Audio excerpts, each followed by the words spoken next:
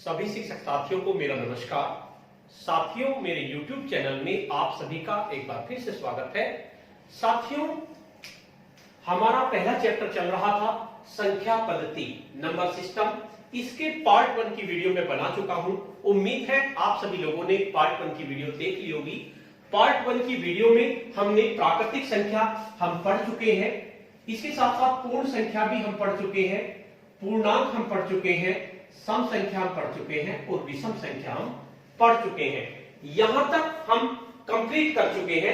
अगर आपने वो वीडियो नहीं देखी तो आप उस वीडियो को देख लीजिए। उसमें आपको मैंने डिटेल में बता दिया है कि प्राकृतिक संख्या किसको कहते हैं, पूर्ण संख्या किसको कहते हैं, पूर्णांक किसे कहते हैं, सम संख्या किसे कहते हैं और विषम संख्या किसे कहते हैं।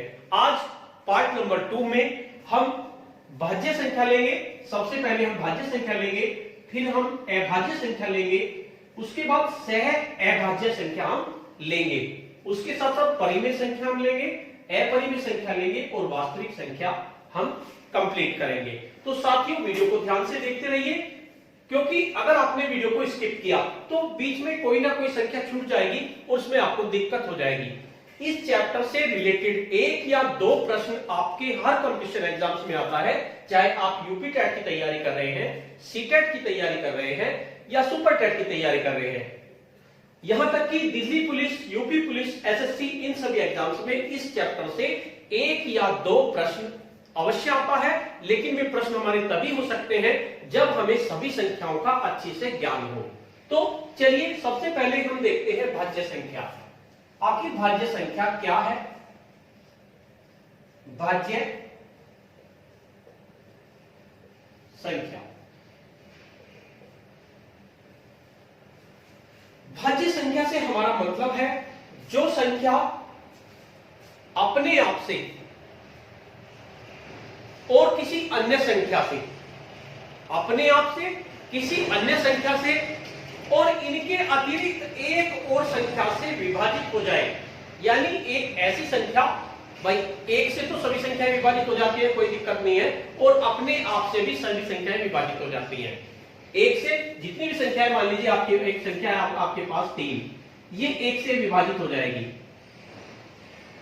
इसी तरह 3 जो है 3 से विभाजित हो जाएगी, यानी अपने आप से और 1 से विभाजित हो रही है। और इसके साथ साथ एक और संख्या से विभाजित हो जाए, कम से कम एक संख्या से, तो ऐसी संख्याओं को भाज्य संख्या कहते हैं। तो इसके बारे में लिख लीजिए आप थोड़ा सा। ऐसी संख्याएं, ऐसी संख्याएं जो एक व स्वयं के अतिरिक्त, स्वयं के अतिरिक्त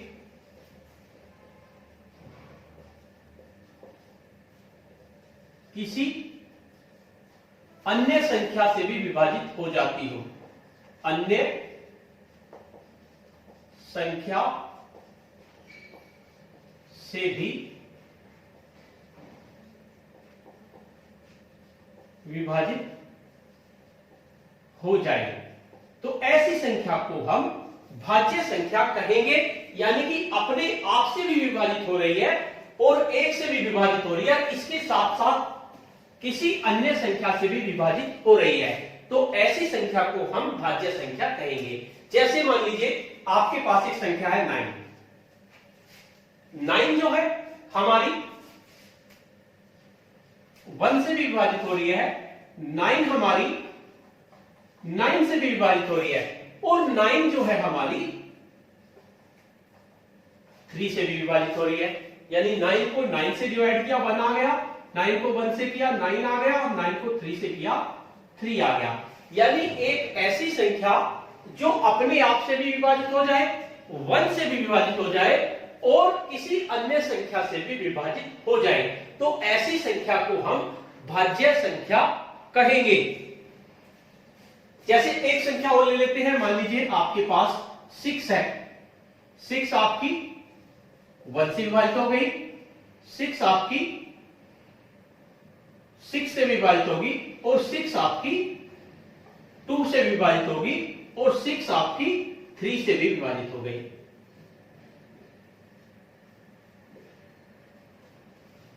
यानी आपकी ये 4 से विभाजित हो गई, अपने आप से भी विभाजित हो गई, 1 से भी विभाजित होगी, 2 से भी होगी, 3 से भी होगी। यानी कम से कम किसी अन्य संख्या से भी वो विभाजित हो जाए, कम से कम एक संख्या और हो अपने और स्वयं के अलावा, तो ऐसी संख्या को हम भाज्य संख्या कहते हैं। जब तक हमें टर्मिनोलॉजी याद नहीं होगी, इनकी डेफिनेशन याद नहीं होगी, तब तक हम संख्या पद्धति पर आधारित प्रश्नों को नहीं कर सकते। तो हमें पता चलना चाहिए कि भाज्य संख्या किसे कहते हैं। ये बात आती है आपकी भाज्य संख्या की। अब बात करते हैं हम अभाज्य संख्या की।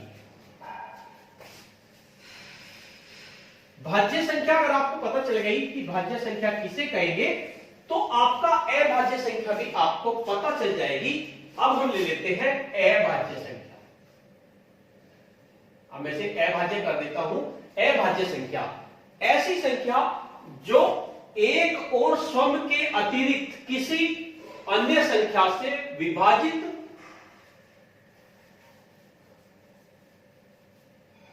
न हो। अभाज्य संख्या, भाज्य आपको मैंने बता दिया, भाज्य किसे कहेंगे, जो एक और स्वयं के अतिरिक्त किसी अन्य संख्या से विभाजित हो जाए। लेकिन अभाज्य उसे कहेंगे ऐसी संख्या जो एक और स्वयं के अतिरिक्त किसी अन्य संख्या से विभाजित न हो। भी छोड़ देते हैं, किसी अन्य संख्या से विभाजित न हो, ऐसी संख्या को हम अभाज्य संख्या कहेंगे।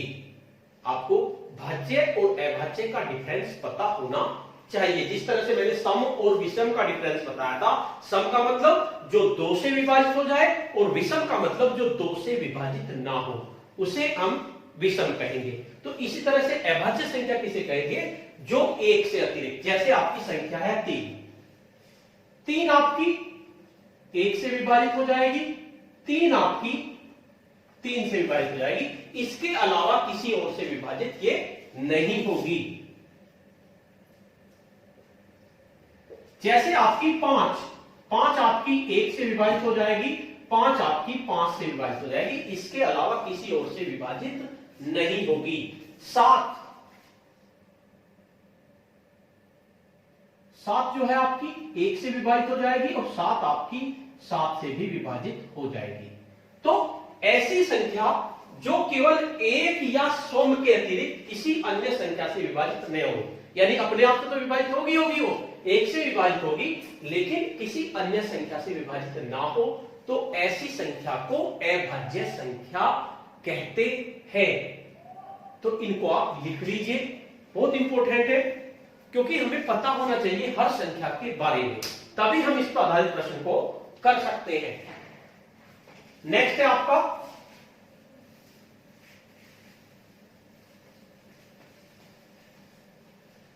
सहअभाज्य संख्या।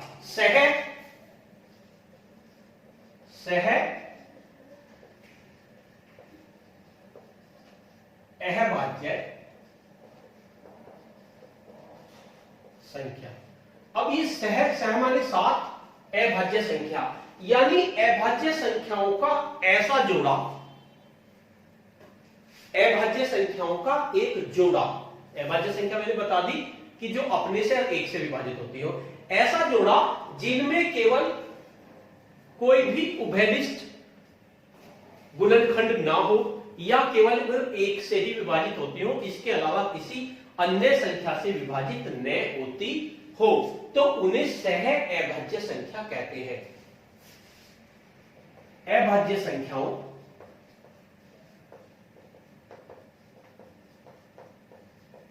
अभाज्य संख्याओं का एक ऐसा युग्म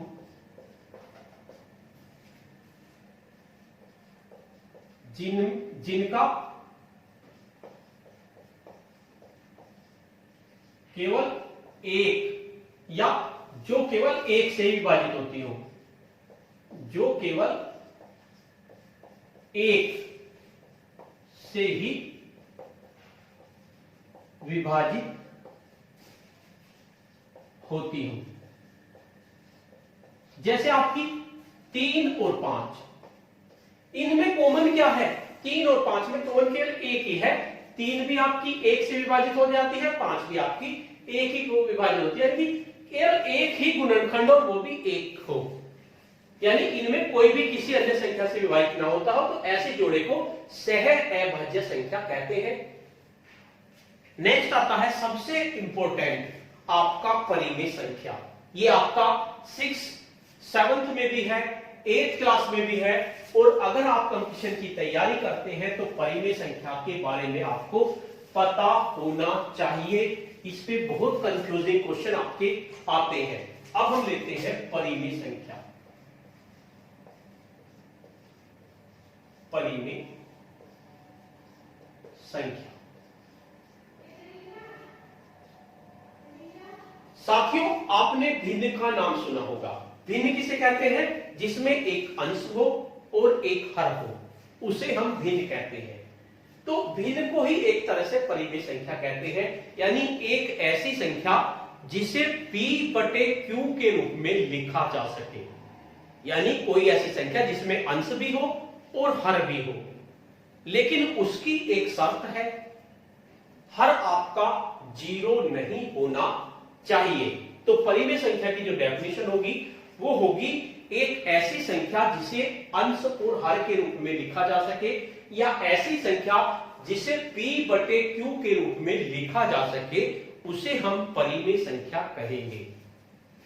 जो संख्याएं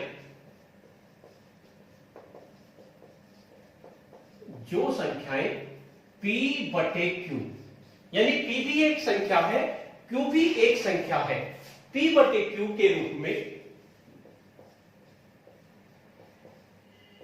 में लिखी जा सके, उन्हें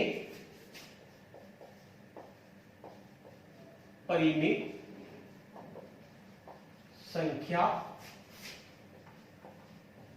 कहते हैं। जहां आपको ये याद रखना है, जहां q बराबर नहीं है 0 के, q 0 नहीं होना चाहिए, यानी नीचे वाली जो संख्या है वो आपकी 0 नहीं होनी चाहिए। p आपकी 0 हो सकती है, कोई बड़ी बात नहीं, लेकिन q आपकी 0 नहीं होनी चाहिए। जहां और p व q पूर्णांक है, यानी p और q आपके पूर्णांक होने चाहिए। पूर्णांक से मतलब आपका ये माइनस का भी हो सकता है, प्लस का भी हो सकता है। पूर्णांक उसे कहते हैं जिसमें माइनस के भी हो, यानी धनात्मक भी हो, ऋणात्मक भी हो। p भी आपका धनात्मक हो सकता है, ऋणात्मक भी हो सकता है। q आपका धनात्मक और ऋणात्मक हो सकता है, लेकिन q आपका 0 नहीं होना चाहिए। ये सबसे बड़ी शर्त है परिमेय संख्या की, यानी एक ऐसी संख्या जैसे आपकी 3 बटे 5, ये p हो गया हमारा, ये हमारा q हो गया, यानी 3 बटे 5 हमारी क्या हो गई? ये परिमेय संख्या हो गई। नपी के 1 बटे 5, ये भी आपकी परिमेय संख्या होगी, क्योंकि p भी आपका पूर्णांक हो गया, नपी 1, और q आपका पूर्णांक हो गया। अब एक बात करते हैं, अगर मैं लिख दूं 4 क्या मैं 3 लिख देता हूं, 3, क्या ये परिमेय संख्या है? क्योंकि इसमें q तो है ही नहीं। हां, ये परिमेय संख्या है, क्योंकि जिस संख्या में कुछ भी q नहीं है तो उसका मतलब उसका q क्या होगा? 1 होगा। तो ये भी आपकी परिमेय संख्या है, यानी कि जितनी भी आपकी प्राकृतिक संख्या है, 1 2 3 4 5 6 7 8 9 10, ये सब आपकी प्राकृतिक संख्याएं हैं। यानी प्राकृतिक संख्याएं वे आपकी क्या होंगी? परिमेय संख्या।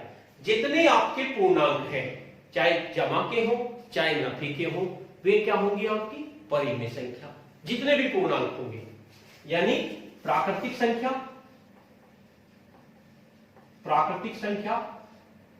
पूर्ण संख्या और पूर्णांक, ये सब आपके क्या होंगे? परिमेय संख्या होंगे।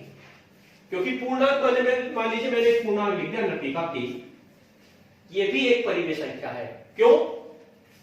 क्योंकि इसके नीचे 1 अपने आप लगा देंगे। पूर्ण संख्या है, 0 है, ये भी आपकी परिमेय संख्या है, इसके नीचे 1 लगा दो, 0/1।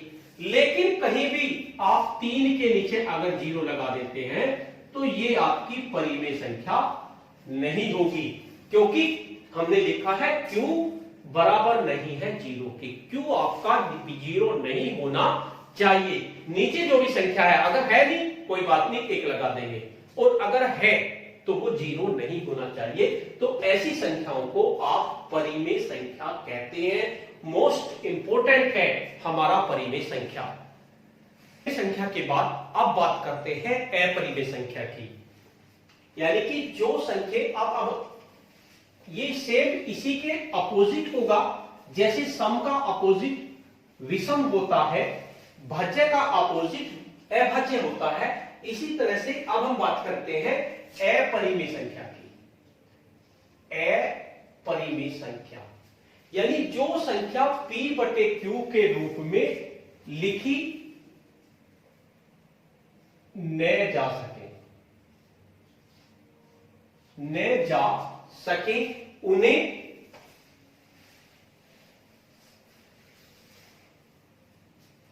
अपरिमेय संख्या कहते हैं। यानी परिमेय संख्या जब हम पर आ जाएगी, यानी परिमेय संख्या हमारी ये थी कि जो p/q के रूप में लिखी जा सके उन्हें हम परिमेय संख्या कहेंगे, और जो संख्या p/q के रूप में लिखी न जा सके उन्हें हम अपरिमेय संख्या कहेंगे। जैसे √2, √3, ये हमारी अपरिमेय संख्या होगी। पाई, ये आपकी क्या होगी? अपरिमेय संख्या। इस तरह का प्रश्न आ जाता है, बताइए पाई परिमेय संख्या है या आपकी अपरिमेय संख्या है? तो पाई आपकी क्या होगी? अपरिमेय संख्या। हालांकि पाई का मान आप जगह जगह 22/7 भी लिख देते हैं, और 22/7 क्या है हमारा? ये परिमेय संख्या है। लेकिन पाई का एग्जैक्ट मान जो होता है वो 22/7 नहीं होता, ये अप्रोक्स मान होता है। तो इसलिए पाई जो है हमारी अपरिमेय संख्या होगी। इसी तरह से √2 है, √2 का मान हम 1.414 लिख देते हैं, और √3 का मान 1.732 इस तरह से हम लिख देते हैं। लेकिन ये एग्जैक्ट मान इनके नहीं होते, इसलिए ये हमारी अपरिमेय संख्या होती है। एक और पहचान है, मान लीजिए हमारे पास दशमलव संख्या 1.5 है, ये आपकी परिमेय संख्या होगी। लेकिन अगर हमारी दशमलव आगे बढ़ती बढ़ती जा रही है तो वो आपकी क्या होगी? अपरिमेय संख्या, रिपीट होती चली जा रही है तो अपरिमेय संख्या होगी। तो बस आपको इतना याद करना है, अंडरूट में जितने भी होंगे, मान लीजिए अंडरूट में तो हमारा 16 भी है, √16, तो बताइए ये आपकी परिमेय होगी या अपरिमेय होगी?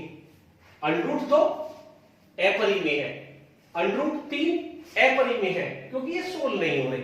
लेकिन √16 को अगर हम सोल्व करें तो ये क्या आ जाएगा हमारा? 4, क्योंकि √16 का मतलब क्या होता है? 4 × 4, और दोनों 4 में से एक 4 निकल जाएगा। तो ये हो गया हमारा 4, और 4 के नीचे हमने लगा दिया 1, तो क्या बन गई? परिमेय संख्या। यानी √16 ये हमारा अपरिमेय संख्या नहीं होगा, √2 अपरिमेय संख्या होगा, √3 अपरिमेय संख्या होगा, पाई हमारा अपरिमेय संख्या होगा। इसके अलावा एक दो और देख लीजिए, पाई हुआ या आपका √5 हुआ, √5 हुआ, या माइनस का कोई हो, जैसे माइनस का √3, ये सब हमारी अपरिमेय संख्या होंगी। लेकिन अगर आपको दे दिया जाए √25, तो बताइए ये क्या है? परिमेय या अपरिमेय? तो √25 सोल्व हो सकता है।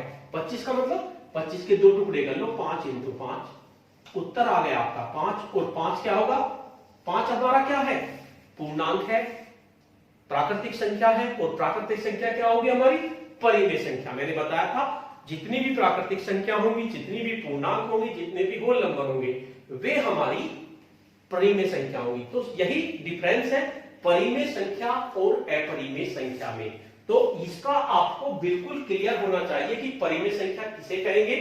परिमेय संख्या जो संख्या p/q के रूप में लिखी जा सके, जहां Q is not equal to, तो ये आपकी अपरिमेय संख्या हो गई। √2 हुई, √3 हुई, माइनस के √2 हुई, पाई हुई, √5 हुई, ये सब आपकी अपरिमेय संख्या होंगी। अब लास्ट में आपका चलता है वास्तविक संख्या। आज हम वास्तविक संख्या तक ही करेंगे, उससे आगे हम नेक्स्ट पार्ट में करेंगे।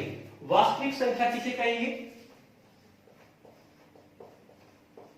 वास्तविक संख्या, वास्तविक संख्या का मतलब है हमारा परिमेय संख्या जमा अपरिमेय संख्या। जमा नहीं कहेंगे, जमा से तो फिर गड़बड़ हो जाएगी। परिमेय संख्या व अपरिमेय संख्या दोनों को मिलाकर जो संख्याएं बनेंगी उन्हें हम वास्तविक संख्याएं कहेंगे। परिमेय संख्या व अपरिमेय संख्या दोनों को मिलाकर, दोनों को मिलाकर बनने वाली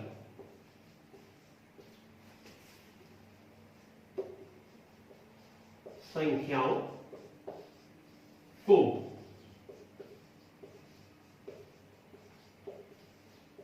वास्तविक संख्या कहते हैं।